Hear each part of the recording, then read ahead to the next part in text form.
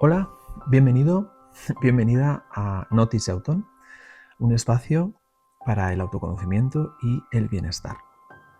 Soy Aitor Aritzeta, doctor en psicología, profesor de la EHU, y hoy vengo a compartir, a hablarte de un proceso importante, el perdón. Vamos allá. Perdonar muchas veces se nos ha presentado como si fuera un acto moral o una decisión divina, o como si fuese un don o una virtud. Pero cuando recopilamos información, experiencias, literatura en torno al perdón, observamos que es uno de los procesos psicológicos humanos más complejos. El perdón no aparece de forma instantánea, ni puede imponerse desde dentro o desde fuera, a no ser que sea, por una imposición divina o perdonemos por un mandato divino. El perdón, en la mayoría de los casos, es una transformación. Es una transformación progresiva, gradual. Una transformación de la relación que mantenemos con un dolor, con una herida, con otras personas y muchas veces con nosotros mismos, con nosotras mismas. Cuando se llega al perdón, el hecho en sí no cambia. Lo que cambia en realidad es el modo en que ese hecho pasado habita nuestro presente. Vamos a aclarar algunas ideas. La primera es la confusión que existe entre el perdón y la justificación. Perdonar no significa necesariamente justificar lo ocurrido o minimizar el daño o reconciliarse necesariamente con quien nos ha herido. Los relatos publicados desde la psicología de las emociones muestran que una persona que perdona en realidad puede también decidir no volver a confiar, puede también no retomar el vínculo, incluso mantener la distancia, ya que el perdón no borra los hechos y tampoco va a liberar al otro de la responsabilidad de su comportamiento. En realidad, el perdón libera a quien perdona y le libera de una tarea muy agotadora, de la tarea agotadora de cargar indefinidamente con el agravio o con la culpa. De alguna manera, es como si dejáramos de prestar demasiada energía, demasiada atención a la herida, al dolor, esa energía que necesita para mantenerse vivo. En cierto modo, es dejar de invertir recursos en una batalla que pertenece al pasado, que ya ocurrió. Pero claro, aquí la pregunta que me suelen hacer muchas veces es ¿cómo puedo dejar de alimentar esa herida? Si mi mente me la recuerda permanentemente y mi cuerpo reacciona con angustia cada vez que aparece ese pensamiento, ese recuerdo. Bien, aquí es importante que paremos un segundo. El verdadero perdón, el perdón auténtico, es una elección libre. Una elección libre cuando lo ha precedido un proceso honesto de afrontamiento de la herida, del dolor o del agravio. Y digo que es un proceso porque se parece a otros procesos que conocemos bien en la psicología, como por ejemplo el proceso del duelo.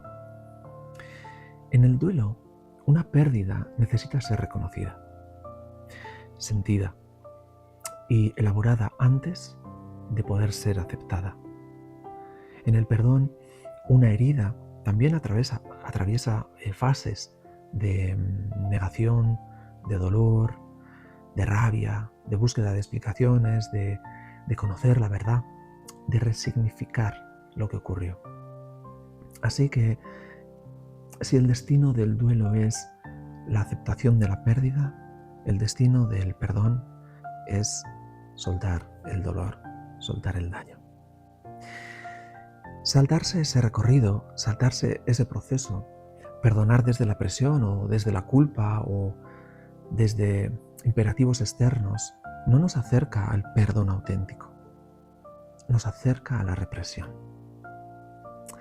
Solo después de nombrar lo ocurrido, de permitirse sentir, de comprender el alcance real de la herida, el perdón puede elegirse libremente. Esa elección puede tomarse o no. Nadie está obligado a perdonar, y reconocerlo devuelve al acto del perdón toda su dignidad. La decisión de perdonar también es verdad que se ve afectada por muchos factores. Por ejemplo, la gravedad del daño. A mayor gravedad, mayor dificultad, la intención de la persona que agrede. Si su acto fue intencionado o no, su arrepentimiento, la reparación ofrecida, la cercanía del vínculo con la persona que nos ha agredido, la historia previa de quien ha sido herido o herida. Así que no depende solo de lo que ocurrió, también depende de quiénes éramos y quiénes somos cuando tratamos de afrontarlo. Y justo ahí, en ese espacio, es donde se encuentra el perdón con el autoconocimiento. Perdonar no consiste en mirar al otro, o por lo menos no únicamente mirar al otro. Exige sobre todo mirarse a una misma, a uno mismo.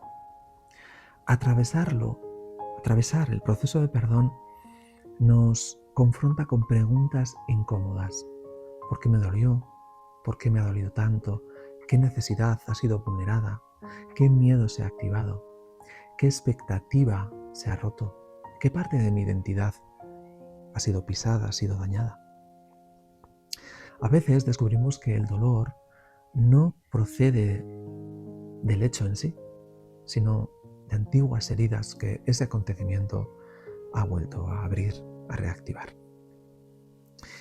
Por eso el autoconocimiento nos ayuda a distinguir entre el daño real y las interpretaciones que construimos sobre él, a reconocer cuando estamos protegiendo nuestra dignidad o si estamos alimentando una presión emocional, a saber si nuestro enfado todavía cumple una función o si se ha vuelto un hábito, una costumbre, una respuesta típica, interiorizada.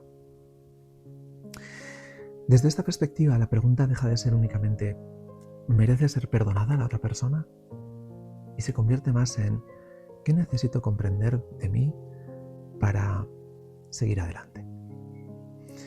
Pocas experiencias revelan tanto del yo como una herida, como un dolor, en la manera en la que respondemos al daño. Ahí aparecen nuestros valores, nuestros límites, nuestras vulnerabilidades y nuestras necesidades más profundas. Por eso, más que una simple decisión de perdonar o no, el perdón puede entenderse como una consecuencia del autoconocimiento.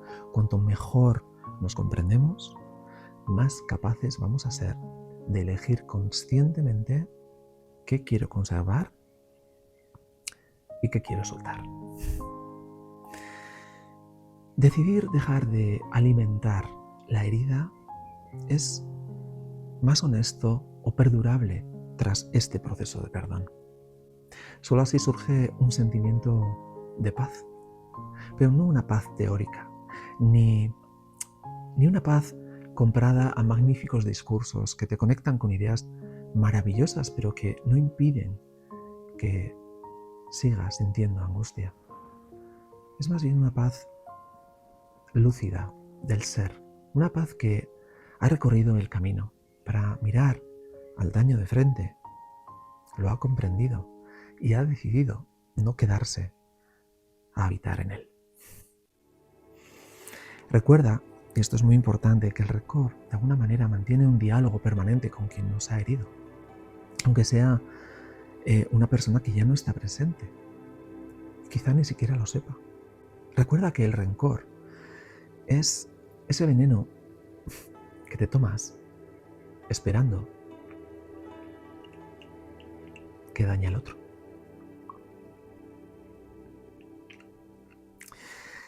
Cuando estamos preparadas para cortar ese diálogo interior con la herida, ese diálogo interior con nuestro dolor, el recuerdo permanece en la memoria, pero de alguna manera deja de gobernar nuestra vida. Deja de gobernar nuestra vida emocional. Las publicaciones que he podido revisar asocian el perdón a beneficios muy importantes, beneficios psicológicos, físicos, sociales. Por ejemplo, ayuda a reducir la rumiación, estar permanentemente pensando en el hecho, en el dolor, disminuye el estrés crónico, favorece la regulación emocional. De alguna manera es como si nos liberara recursos cognitivos y afectivos que antes estaban atrapados en ese diálogo doloroso. En ese diálogo doloroso que tenemos con nuestra herida. Y aquí aparece algo que suele pasarse por alto también, entender el perdón como un proceso de empoderamiento. Mientras no perdono, mi bienestar sigue dependiendo de lo que haga el otro, de lo que hizo el otro, de que reconozca su error, de que pida disculpas, de que cambie. Y eso no depende de nosotros. Perdonar es, de alguna manera, recuperar la autonomía sobre la propia vida emocional y dejar de delegar en la otra persona la llave de mi tranquilidad, de mi paz. Dicho esto, también conviene reconocer algunos límites del perdón, y hacerlo también exige una mirada un poco crítica. Perdonar no obliga a reconciliarse, ni a restablecer la confianza, ni a exponerse de nuevo a quien sigue siendo un peligro para mi integridad física o moral. No equivale a tolerar lo intolerable. No equivale a renunciar a la injusticia. Tampoco es siempre el camino adecuado en todo momento. Exigir o empujar el perdón de forma prematura puede convertirse en una manera de invalidar el sufrimiento. Y a veces suele usarse el discurso del perdón para no aceptar o no sentir la rabia, la tristeza o la decepción que aún necesitan procesarse y comprenderse. El perdón impuesto desde esta perspectiva o el perdón acelerado puede volverse una nueva forma de violencia, esta vez hacia una misma. Inversamente, no todo lo que llamamos no perdón o no perdonar es negativo. Mantener durante un tiempo la indignación puede cumplir una función adaptativa y muchas veces necesaria a nivel social. Ayudarnos a reconocer una injusticia puede también ayudarnos a establecer límites que nos protegen. El problema, y esto ya lo sabes, ya lo sabemos, no es sentir resentimiento temporalmente. El problema aparece cuando ese resentimiento dura demasiado y se convierte en una resistencia permanente que altera la manera de habitar la vida. Quien aprende a perdonar a otros casi siempre acaba enfrentándose a una tarea complicada, la de perdonarse también, evidentemente, a sí mismo. Porque muchas veces descubrimos que detrás del resentimiento hacia los demás existe también culpa, vergüenza o reproches dirigidos hacia nuestra propia historia. Aprender a perdonar implica reconocer nuestra condición humana imperfecta, aceptar nuestros errores y reconciliarnos con aquellas partes de nosotras que quizás hemos estado rechazando. Así que la forma más profunda de perdón no consiste en olvidar. De hecho, el olvido pocas veces es un mecanismo voluntario, o casi nunca. Tampoco consiste en reconciliarse, sino en recuperar la libertad. La libertad para que aquello que nos ocurrió deje de gobernar nuestras vidas y deje de definir quiénes somos. Buena liberación por una vida más tolerante, más consciente y más amable. Notis Auton. Hasta el próximo podcast.